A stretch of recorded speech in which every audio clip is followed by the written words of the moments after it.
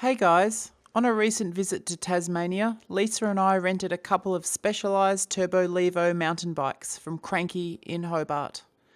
We rode the bikes from the shop, approximately 11 kilometres and 700 metres of vertical gain, to the start of the north-south track. We had a quick coffee before we headed off on approximately a 10-kilometre section traversing the front of Mt Wellington on the north-south track. We captured some footage from our ride.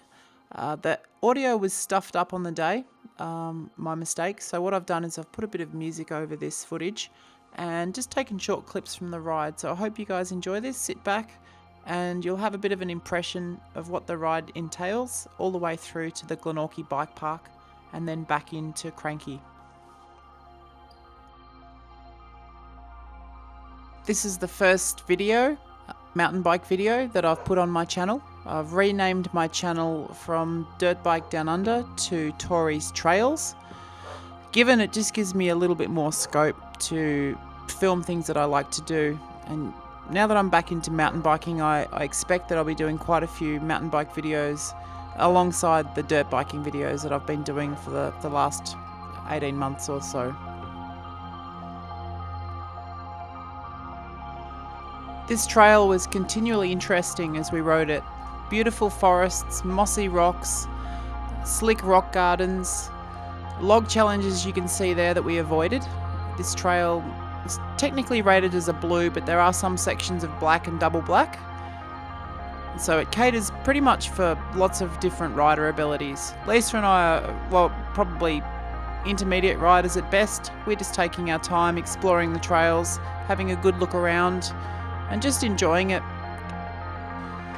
I want to give Pete a big shout out from CrankE in Hobart. He fitted us up with these specialised turbo Levos. Those guys have invested heavily in a fleet of these e-bikes.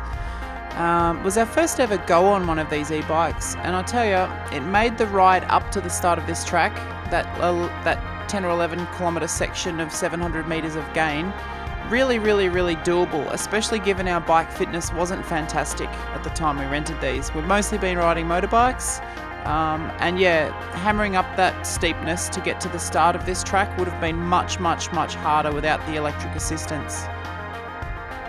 We found the motors worked very seamlessly on the trail. We mostly sat in the trail mode, occasionally using boost on some small uphill sections, but boost was a little overpowered for a cross-country trail. I would imagine it'd be a lot more useful on some steepness. Downhill, these bikes perform just like a regular bike.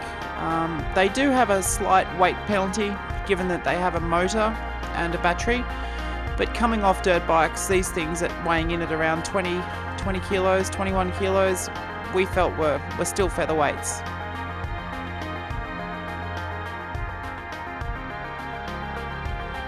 This is probably on the latter half of the north-south track, heading towards the Glenorchy Bike Park. Most of this ride we did from the Springs picnic area was downhill. There were some uphill sections, but yeah, we got into a flowy sort of downhill area and just enjoyed the experience. Really nice single track that was well maintained. You could see that there was a lot of people that ride this track regularly, and it's kept to a fairly high standard. The north-south track is apparently the must-do track when people visit Hobart and the Mt Wellington area on mountain bikes. We encountered a couple of other riders on the trail, but it was a pretty quiet day. We felt like we had it mostly to ourselves, which was fantastic. We had a couple of breaks in some of the scenic areas, took some photos, did a few walk-arounds and stops like this when Lisa's coming through, just to capture a bit of footage of riders rather than just get the point of view from the helmet cam. Towards the end of the north-south track, you get to the Glenorchy Mountain Bike Park. There's a bunch of trails there, blues, greens, blacks, etc. We had a quick squiz at the trail map and then just went exploring randomly. It was a bit of fun, there was nobody around. Lisa and I mucked around doing a few little jumps and exploring some berms, just getting our mountain bike legs back again.